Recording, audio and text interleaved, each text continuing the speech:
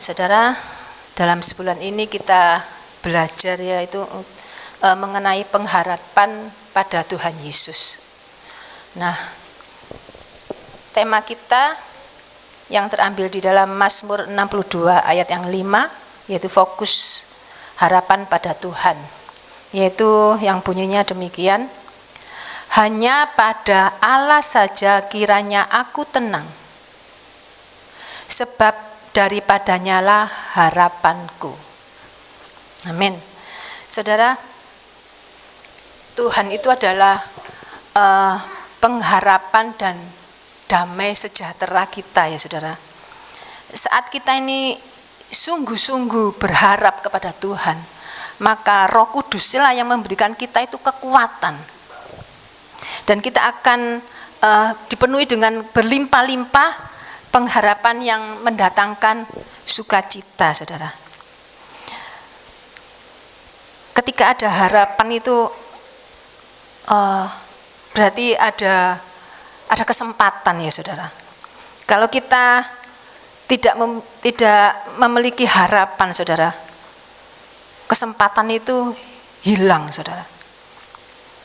Karena banyak orang-orang yang tanpa pengharapan, ujung-ujungnya apa saudara? Mengakhiri hidupnya. Kita baca di dalam Sakarya 9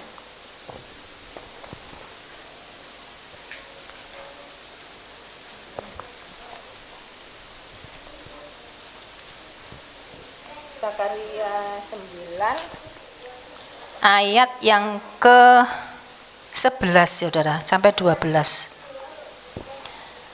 Mengenai engkau, oleh karena darah perjanjianku dengan engkau, aku akan melepaskan orang-orang tahananmu dari lubang yang tidak berair. Kembalilah ke kota bentengmu, hai orang tahanan yang penuh harapan. Kembalilah ke kota bentengmu, hai orang tahanan yang penuh pengharapan.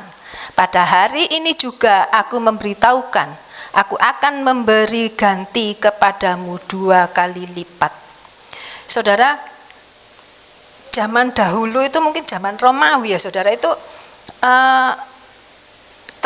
tahanan itu kayak ada yang kayak sumur, ada yang kayak lorong gitu saudara, tapi suatu saat itu diisi air saudara.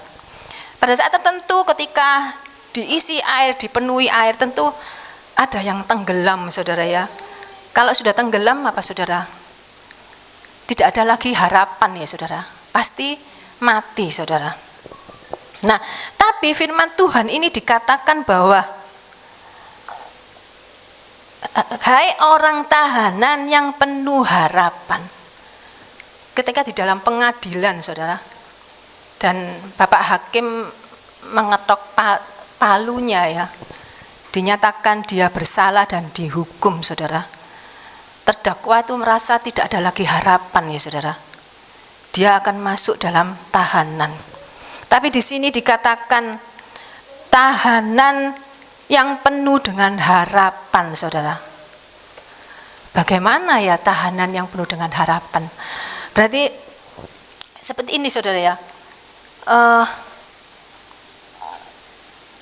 kita itu ditahan itu kan dimasukkan ke dalam ruangan nih saudara. Berarti di sini kita itu kita itu dipenuhi dengan harapan gitu saudara ya. Nah, kebanyakan dari kita saudara ya, ada di dalam tahanan ketakutan. Kita diliputi dengan ketakutan. Mungkin ketakutan penyakitnya tidak bisa sembuh.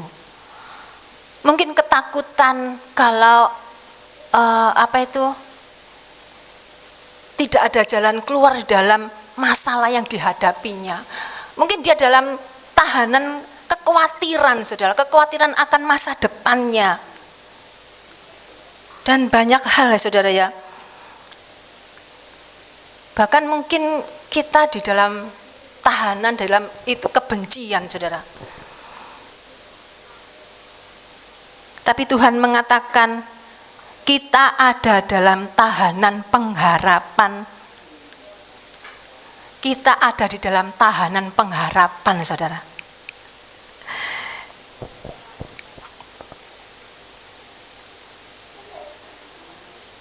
Oleh karena itu, saudara, janganlah lepaskan pengharapan kita itu kepada Tuhan. Jangan lepaskan iman kita kepada Tuhan. Sebab Tuhan mengatakan orang tahanan yang penuh dengan harapan. Rasanya tidak masuk akal ya saudara. Di dalam tahanan tapi ada pengharapan. Sudah masuk di dalam tahanan tapi ada pengharapan. Tapi di sini yang dimaksud Tuhan, kita ada dalam tahanan pengharapan. Ngerti ya saudara ya? Kan saya juga mau menjelaskan ini. Kita ada di dalam, saya mengerti tapi saya mau menjelaskan itu gimana ya? Kita itu ada dalam tahanan pengharapan. Berarti kita itu penuh dengan harapan, saudara. Sudah hidup kita ini dipenuhi dengan harapan gitu, saudara. Sekalipun kayaknya tidak ada jalan keluar, ketika saatnya kita itu merasa terdesak, tapi ketika kita punya harapan Tuhan, kita ingat bahwa Tuhan yang kita sembah, bahwa Tuhan yang kita miliki, bahwa Tuhan yang menebus kita itu adalah, ya, itu sumber pengharapan kita. Dialah sumber damai sejahtera kita, saudara.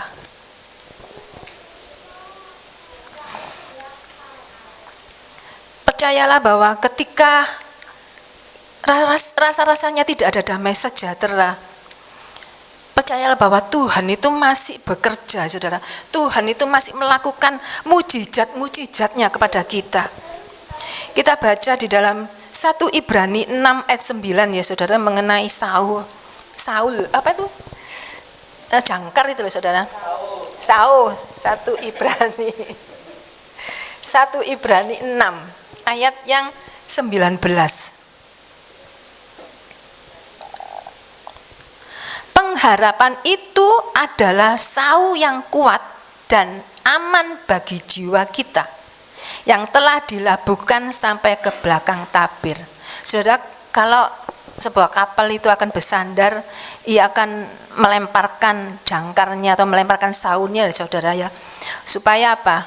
Supaya ketika dia berhenti, walaupun ada ombak, ada angin, dia tetap berdiri kokoh ya saudara. Nah,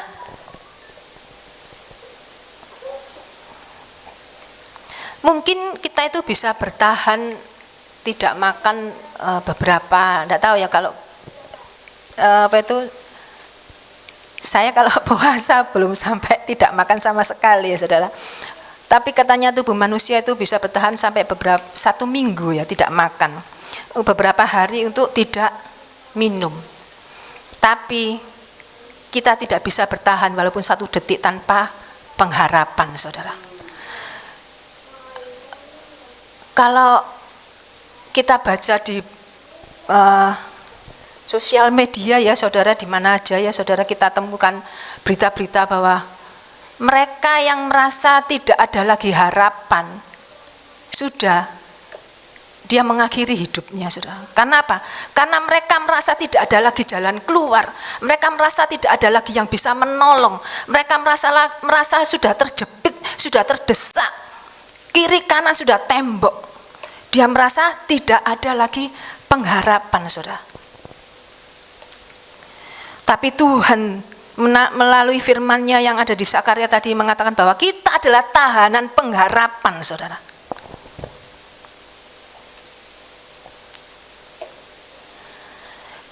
Saya pernah baca di TikTok atau IG, saudara, orang NTT atau mana yang dia selama 49 hari terapung-apung di laut, saudara. 49 hari rasanya itu mustahil ya saudara. Tapi dia bisa bertahan selama 49 hari. Kenapa?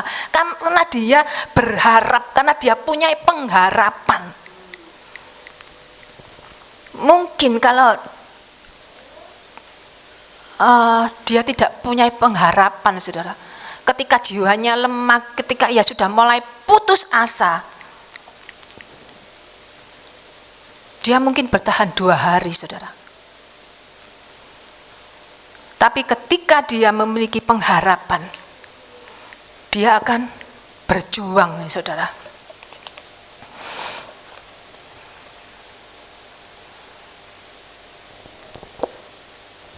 Nah, bagaimana ya kita itu bisa hidup di dalam pengharapan? Oleh karena itu, janganlah kita itu meremehkan dampak dari pengharapan, saudara. Waktu saya kemarin tensi tinggi, ya saudara, sekitar 5 hari. Itu hari Selasa. Saya tuh merasa loyo, kayaknya nggak punya tenaga, tapi saya kuat-kuatkan untuk ringkes-ringkes, cuci-cuci,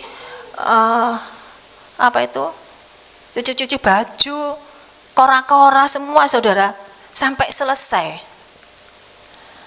Sampai saya tuh ndredeg, saudara, akhirnya saya makan.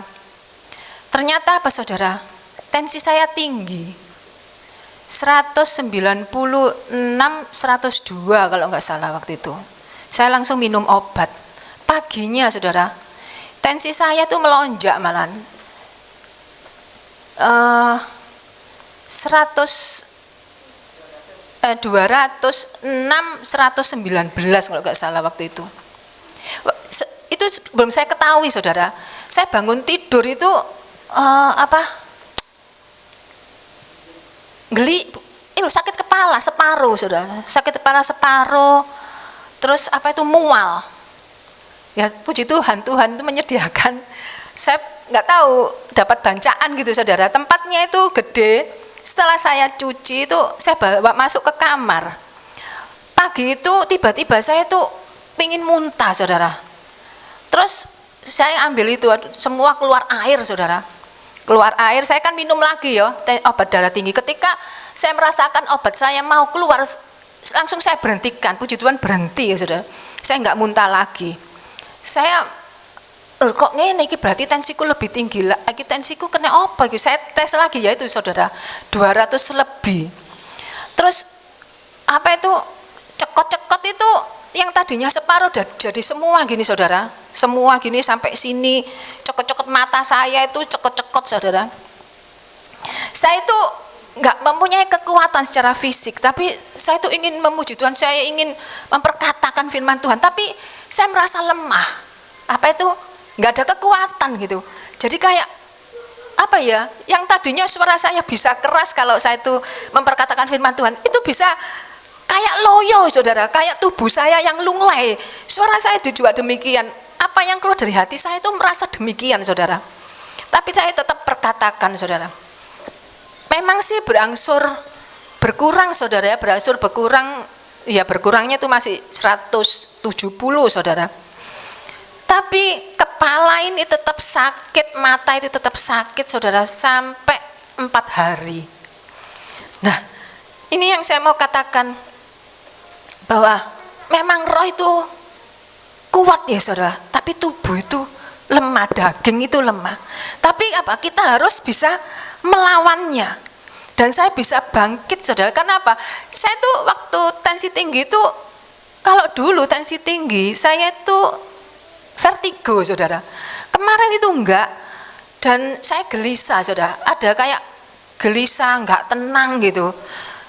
Kok ngene yo? Ya itu tadi saya yang mau memperkatakan firman Tuhan, tapi tubuh saya lemah. Tapi kita, saudara, harus memperkatakan. Ketika kita memperkatakan firman Tuhan, kita memiliki pengharapan dan dampaknya, saudara. Yang ini saya katakan bahwa hidup dalam pengharapan itu jangan meremehkan dampak daripada pengharapan. Karena dampak dari pengharapan itu kita mempunyai semangat, ya saudara. Kita mempunyai kekuatan. Kalau ketika kita lemah saudara, dan roh kita kuat, tapi kita mengikuti tubuh kita yang ikut lemah saudara, maka lama-lama kita tidak mempunyai pengharapan saudara. Kita akan larut di dalam keadaan fisik kita saudara. Dan yang kedua apa saudara, supaya kita bisa hidup dalam pengharapan, janganlah kita salah berharap saudara. Kalau kita, kenapa? Manusia itu ada batasnya, manusia ada bosannya saudara. Manusia itu ada apa ya, mudah kecewa saudara ya. Seperti teman saya, dia punya teman saya sama-sama teman SMP ini, bersahabat baik sudah 15 tahun, saling membantu saudara. Yang satu membantu keuangan, yang satu membantu tenaga saudara. Waktu memberi bantuan keuangan itu enggak pakai hitungan saudara, 4 juta, 5 juta, 20 juta, 30 juta saudara.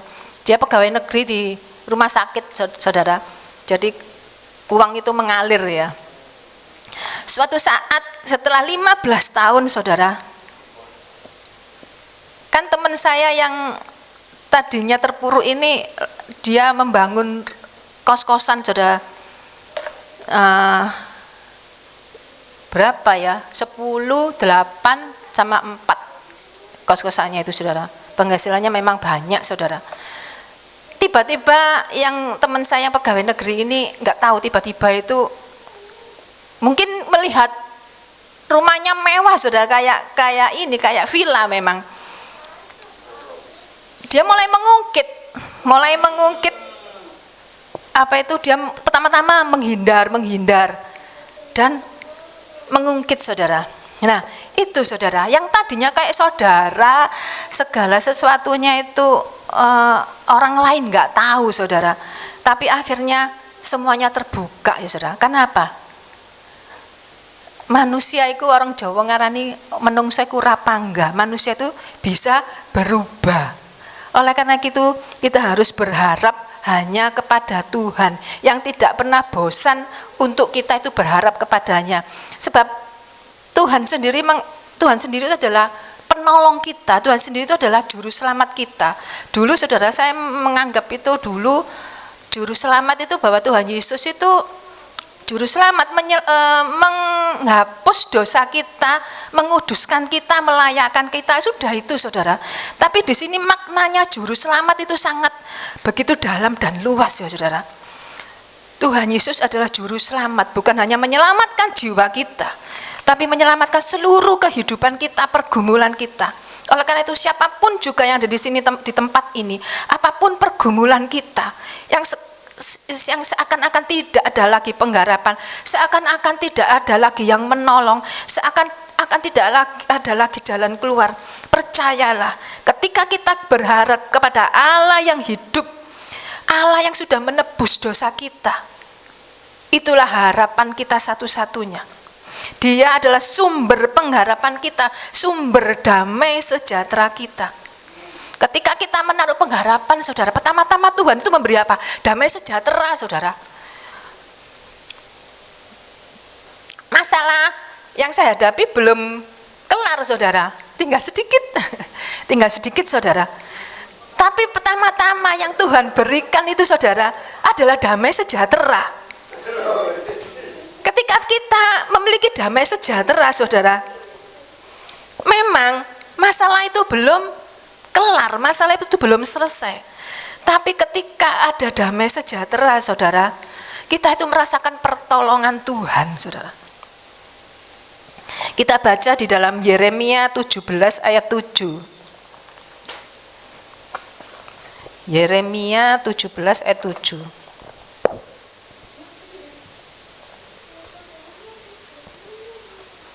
Diberkatilah orang yang mengandalkan Tuhan, yang menaruh harapannya pada Tuhan. Ya ini saudara ya, janganlah kita itu berharap kepada manusia, janganlah kita berharap pada gaji kita, apa itu salary kita ya, seperti Dita itu saudara, yang pernah dipotong dan pernah nggak bayaran saudara, padahal dia sudah mengandalkan bayarannya saudara, Tapi apa?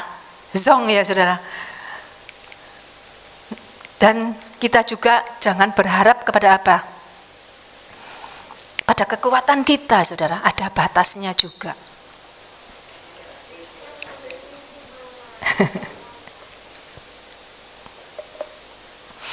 Dan yang ketiga apa saudara? Aktifkan pengharapan kita dalam perbuatan. Bagaimana kita bisa berharap kalau kita tidak mengetahui firman Tuhan? Apa sih menjadi harapan kita? Yang kita dengar suara-suara dunia, tidak punya harapan saudara. Dunia apalagi sekarang ini ya saudara, tidak menentu, bahkan memang kita sudah masuk di dalam akhir zaman. Oleh karena itu kita harus mengaktifkan pengharapan kita dengan perbuatan kita. Supaya kita mempunyai pengharapan, kita harus mengetahui firman Tuhan, kita harus mendengar firman Tuhan. Tanpa kita mengetahui tentang firman Tuhan itu sendiri, bagaimana kita bisa berharap kepada Tuhan? Bagaimana kita bisa berharap pada janji-janji Tuhan?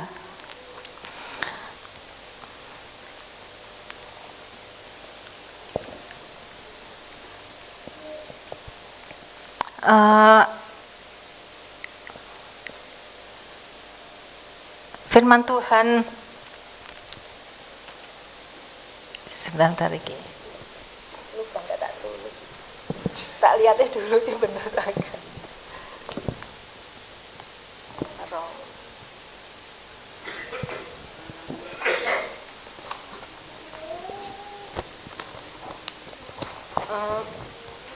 Maksud saya gini. Apa? Mengaktifkan pengharapan dengan perbuatan seperti tadi ya, membaca firman Tuhan, supaya kita mengerti janji-janji Tuhan itu apa. Kita juga apa saudara? Bukan pasrah bongkokan gitu ya saudara ya. Wis aku percaya dan berharap, tapi tidak melakukan apa-apa. Kita mempunyai bagian kita sendiri ya saudara, supaya kita mengerti janji-janji Tuhan, yaitu kita dengan membaca firman-Nya. Mungkin ini ya.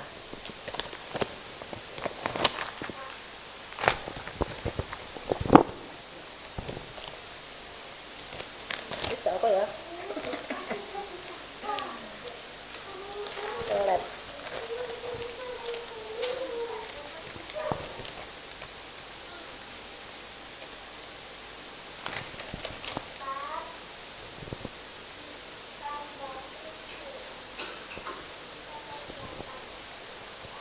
Oh bukan.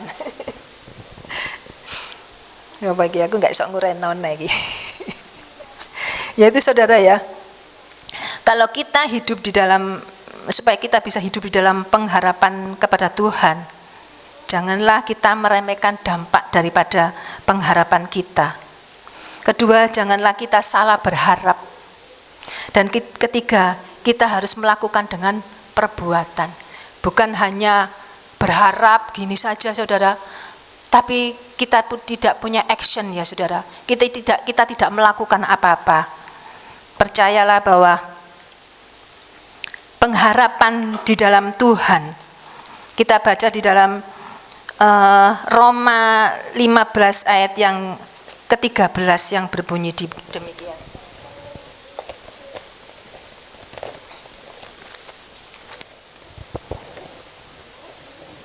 Iya. Yang saya semoga Allah sumber pengharapan memenuhi kamu dengan segala sukacita dan damai sejahtera dalam iman kamu, supaya oleh kekuatan Roh Kudus kamu berlimpah-limpah dalam pengharapan. Amin.